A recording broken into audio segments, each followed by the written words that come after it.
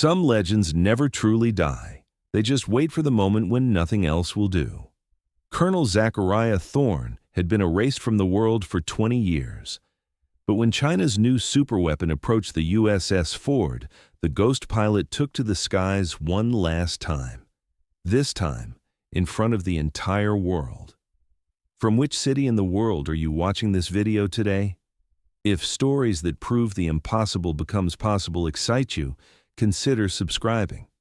We share stories every week that prove truth is stranger than fiction.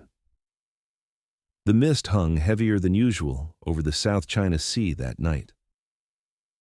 In the Combat Direction Center of the USS Gerald R. Ford, Lieutenant Commander Thaddeus Everett's eyes bore the fatigue marks of 15 years of naval experience. It was 4 a.m., and most personnel were either sleeping or working in the quiet efficiency of night operations. The anomalous blip appearing at the edge of the radar screen caused Thaddeus to narrow his eyes. He adjusted several parameters to confirm what he was seeing before alerting anyone else. It was moving too fast for conventional aircraft. The trajectory suggested a direct approach to the carrier group. "Sir, I'm getting anomalous returns on long range," Thaddeus said, his voice maintaining military discipline, but carrying an edge that made the junior officers look up. Captain Ethan Reeves approached, coffee mug in hand. "Define anomalous, Commander." "It's moving too fast for conventional aircraft. Trajectory suggests direct approach to the carrier group." Thaddeus kept his voice steady despite the unease building in his chest. Reeves studied the screen for a moment before picking up the secure line to the Admiral's quarters. "Sir, we have a developing situation." Admiral Marcus Devo arrived minutes later, still adjusting his uniform. A veteran of 3 campaigns, his weathered face showed no emotion as he studied the radar signature. "Time to intercept?" he asked, his voice gruff from sleep. 12 minutes, sir," Thaddeus replied. He frowned at his secondary display. "And 3 of our defense systems just went offline. Communications are experiencing interference patterns consistent with advanced jamming. The CDC erupted into controlled chaos as personnel attempted to restore systems." Devo's expression hardened as he surveyed the room. "Where's our closest air support?" he demanded. Lieutenant Rebecca Wexler at the air control station shook her head. "Nothing within range, sir. Closest assets are the F-22 squadron at Norfolk Naval Base." "Scramble them immediately," Devo ordered without hesitation. As Thaddeus relayed the coordinates, the officers around him noticed something strange. His hand trembled slightly, and when he thought no one was watching, his expression shifted from professional concern to something darker, something like recognition. "Norfolk Naval Base, this is USS Ford CDC, emergency scramble order, authorization Delta 79er, unidentified aircraft approaching carrier group, possibly hostile, weapons free, defensive posture."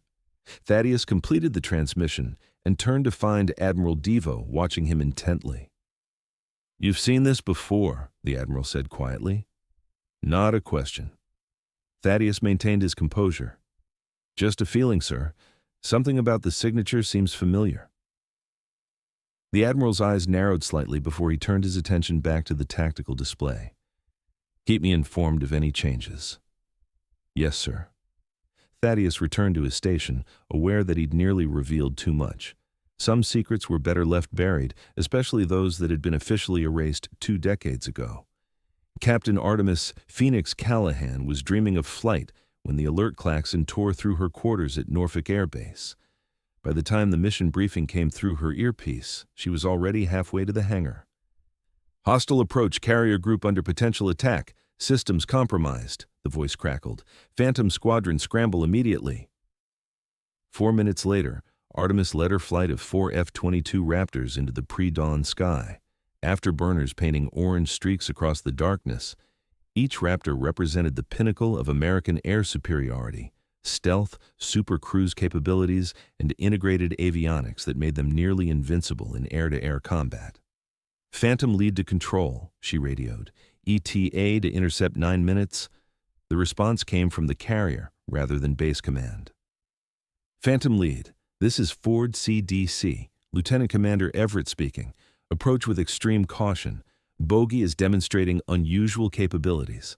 Something in Everett's voice caught Artemis's attention, something beyond standard operational stress. Copy that, Ford. Care to elaborate on unusual? Negative Phantom lead. Just be prepared for anything. At 30,000 feet above the South China Sea, Artemis led her squadron in a wide combat spread. The first golden rays of dawn were breaking over the horizon, illuminating scattered clouds below. Ford CDC, this is Phantom lead. 2 minutes to intercept coordinates. No visual on bogey. Copy, Phantom lead, Thaddeus replied, his voice now eerily calm. Be advised, bogey has changed course, now approaching from your 6 high. Artemis banked her F-22 sharply. Check 6. Banshee, do you have eyes on? Negative, I don't see. Wait. Her wingman, Lieutenant Jake Banshee, Harrison's voice faltered. Something's coming in fast, really fast. The F-22's advanced threat warning system suddenly blared to life, but with alerts Artemis had never seen before. The incoming aircraft was registering on some frequencies, but completely invisible on others. All Phantoms defensive maneuvers, she ordered, rolling her aircraft into a tight evasive pattern. That's when it happened. A voice, crystal clear, despite using no known modern encryption protocol, broke through on their secure channel. Avalanche actual to all birds. Stand down. Target acquired. Artemis's hands froze on her controls. That call sign wasn't in any active military database. Her wingman's confusion erupted over comms, but she remained silent, watching her radar as the unknown aircraft executed a series of maneuvers that defied known aerodynamics. Turns at speeds that would crush a human pilot, acceleration beyond any operational aircraft. Phantom lead, do you copy? Admiral Devo's voice cut through the chatter. What's happening up there? Artemis swallowed hard before responding. Sir, we have an unidentified friendly. Call sign Avalanche. A long silence followed, broken only by the sound of Devo's sharp intake of breath. Say again, Phantom lead. It's him, Artemis said, surprising herself with the certainty in her voice. It's Colonel Zachariah Avalanche Thorne. Back in the CDC, Admiral Devo's face had gone ashen. He turned slowly to Thaddeus Everett, who stood with his hand still on the classified communications array. Everett, Devo said quietly, tell me you didn't know about this. Thaddeus met the Admiral's gaze. I suspected, sir. For 20 years, I've suspected. He's dead, Devo hissed. That aircraft never existed. That program was terminated. Then who's flying it? Thaddeus asked simply. In the air, Artemis watched as the mysterious aircraft suddenly accelerated past her F-22, heading directly toward the approaching threat. Her radar showed the bogey, now resolving into multiple signatures, changing course to intercept the newcomer. All Phantoms maintain position, she ordered. Let's see what happens. What happened defied everything she'd been taught at the Air Force Academy. The unknown aircraft, now visible as a sleek, angular silhouette, unlike anything in active service, engaged the approaching threats with maneuvers that seemed to bend the laws of physics. It moved with intentional precision, each turn and roll serving a clear tactical purpose. Within 90 seconds, the threat signatures began disappearing from radar. Ford CDC, this is Phantom lead, Artemis reported. Bogies are being neutralized by the unidentified aircraft. No weapons discharge detected on our systems. Copy that, Phantom lead, Admiral Devo replied, his voice tense. Maintain visual contact with the unidentified aircraft. Do not engage. As the last threat signature vanished, the mysterious aircraft slowed and took up position alongside Artemis's F-22. For the first time, she got a clear look at what she was seeing. The aircraft resembled an early prototype of the F-22, but with significant differences. More angular surfaces, unusual engine configurations, and materials that seemed to shift color with the changing light. Phantom lead to unidentified aircraft, she radioed. Identify yourself. Been a long time since anyone called me by name, Captain, came the response. Colonel Zachariah Thorne, United States Air Force, though I suspect that's not in your database anymore. On the carrier, screens showed the mysterious aircraft had neutralized the approaching threat, now identified as 3 next-generation Chinese drones with technology that hadn't left any conventional weapon signatures. Admiral Devo turned to Thaddeus. You were his navigator. It wasn't a question. Thaddeus nodded. The only survivor of the accident, or what they told everyone was an accident.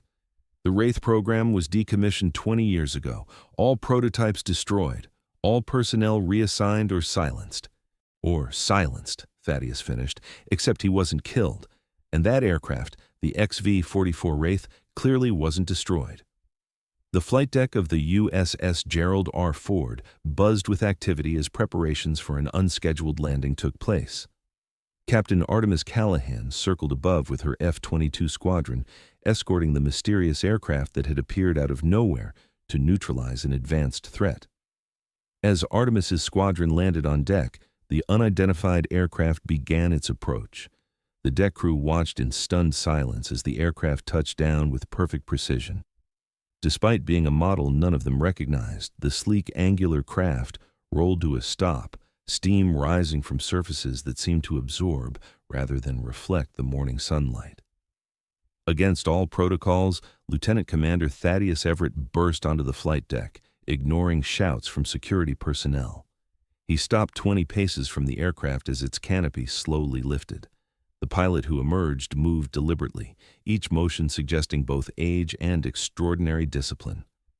Colonel Zachariah Thorne wore a flight suit unlike any in current service, a relic from another era, yet somehow preserved along with the man inside it. At first glance, he appeared to be in his 60s, but something about his movements suggested a man much younger, trapped in a body weathered by extraordinary circumstances. When his boots hit the deck, the nearby crew members, without orders, without prompting, straightened and rendered salutes. Thorne returned the gesture, then locked eyes with Thaddeus across the deck. 20 years collapsed into a single moment. You kept your promise, Thorne said, his voice carrying despite the wind and waves. Every day, Thaddeus replied. Every mission. Admiral Devo stepped forward, flanked by security personnel. Colonel Thorne, you're technically AWOL for the past 2 decades. Care to explain yourself? Thorne's weathered face broke into the slightest smile. With all due respect, Admiral, I've never been AWOL, just operating under different orders. Artemis watched the exchange from a few paces back, taking in the impossible reality before her. Colonel Zachariah Avalanche Thorne was a legend at the Air Force Academy, the test pilot who had pushed the boundaries of flight before disappearing during a classified mission. Most cadets believed he had died in some secret operation, his records buried in the deepest archives of the Pentagon. Yet, here he stood, very much alive, having just outmaneuvered the most advanced fighters in the American arsenal. We should continue this conversation somewhere more private, Devo said, motioning toward the island superstructure of the carrier. In the briefing room, Admiral Devo closed the door behind them, leaving only Thorne, Thaddeus, Artemis, and himself inside. Start from the beginning, Colonel. 20 years ago, you and Navigator Lieutenant Everett were reported lost during a test flight over the Pacific. Obviously, that report wasn't entirely accurate. Thorne took a seat, his movements controlled but betraying a hint of old injuries. The Wraith program was never about building a better fighter jet, Admiral. It was about creating a completely autonomous system that could operate indefinitely behind enemy lines. Autonomous as in AI? Artemis asked. No, Thorne replied. Autonomous as in independent of command structures, an aircraft that could sustain a pilot for extended missions without support, resupply, or communication. Thaddeus leaned forward. We were testing the XV-44's extended range capabilities when we detected unusual activity in restricted Chinese airspace. Command ordered us to ignore it and return to base. But you didn't, Devo surmised. We diverted to investigate, Thorne confirmed. What we found was the early stages of a weapons program that violated multiple international treaties. When we transmitted our findings, someone scrambled fighters to intercept us. Chinese fighters? Artemis asked. Thorne's eyes met Thaddeus's. American. A heavy silence filled the room. We were shot down by our own people, Thaddeus said quietly. The Wraith took severe damage. I was injured. Thorne got me to an extraction point, then disappeared with the aircraft before the recovery team arrived. Everyone assumed both pilot and aircraft were lost at sea. Devo studied Thorne carefully. "You're telling me you've been operating off the grid for 20 years because someone in our command structure tried to kill you?" "Not off the grid, Admiral, just on a different grid." Thorne removed a small data drive from his flight suit and placed it on the table. "I received new orders directly from the Joint Chiefs: Operation Phantom Watch, deep cover, long-term surveillance of Chinese military development." "That's impossible," Devo countered. "No pilot could operate independently for that long. No aircraft could remain undetected." Thorne smiled thinly. "That's precisely what the Wraith was designed to do. Self-sustaining systems, adaptive stealth technology, and materials that can repair themselves over time." Artemis couldn't contain herself. "But the pilot, how did you survive alone for 20 years? "I wasn't always alone," Thorne replied. "There are assets in place, people who know about Phantom Watch, safe houses, supply caches, but most importantly, I had the Wraith. The aircraft was designed to sustain its pilot psychologically as well as physically. We're linked in ways that conventional aircraft and pilots aren't." Devo looked skeptical. "And your mission all this time?" "To monitor and occasionally disrupt Chinese weapons development, particularly their hypersonic program. What approached your carrier group today wasn't a test. It was a direct probe of your defenses, likely in preparation for something larger." Thaddeus had been quiet, but now he spoke. "That's why you revealed yourself after all this time, because whatever's coming is worse than staying hidden." Thorne nodded. "The Chinese have developed a new class of hypersonic drone swarms, undetectable by conventional means. They were testing your response capabilities today." "And you stopped them," Artemis observed. "This time," Thorne agreed, "but they'll adapt, they always do." After the briefing, Artemis found herself drawn to the hangar deck where technicians had moved Thorne's aircraft. The Wraith sat apart from the F-22s, its lines both familiar and alien. Unlike modern stealth aircraft with their sharp angles, the Wraith seemed to flow, its surfaces blending into each other in ways that confused the eye. "Magnificent, isn't she?" Thorne's voice came from behind her. Artemis turned to find the colonel watching her with an appraising expression. "I've never seen anything like it. The way it moved up there, it shouldn't be possible." "Most limits exist only because we believe they do," Thorne said, approaching the aircraft and placing a hand on its surface. The materials seemed to respond to his touch, shifting slightly beneath his fingers. "Why come back now?" Artemis asked. "After all this time?" "Because what's coming is worse than anything we've prepared for," Thorne answered, "and because pilots like you need to understand what you're really up against." Across the hangar, Thaddeus approached cautiously, still reconciling the ghost of his past with the living man before him. "Will you disappear again?" he asked. "No," Thorne said. "The mission parameters have changed. Now I need to train the next generation." He looked meaningfully at Artemis. "Starting with Captain Callahan here." Later that evening, as Artemis reviewed the day's events in her temporary quarters aboard the carrier, her tablet chimed with a classified briefing notification. Admiral Devo had confirmed at least parts of Thorne's story, enough to justify a new training program under the colonel's direction. Her squadron would be the first to learn what the Wraith program had originally intended, a fundamentally different relationship between pilot and aircraft. Not just advanced technology, but a completely different understanding of what it meant to fly. A knock on her door interrupted her thoughts. She opened it to find Thaddeus Everett standing there, looking uncertain. "Captain Callahan, do you have a moment?" "Of course, Commander." She stepped aside to let him enter. Thaddeus handed her a small, worn notebook.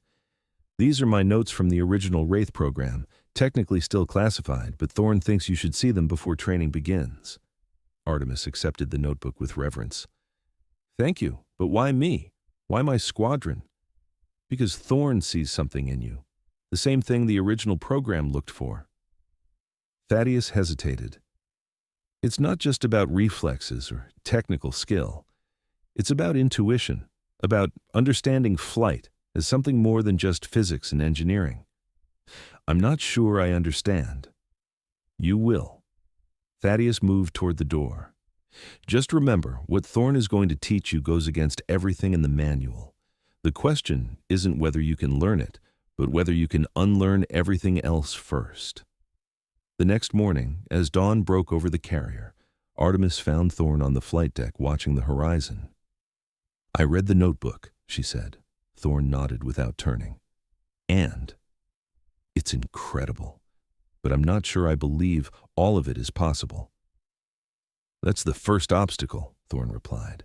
"Belief shapes reality, especially in flight.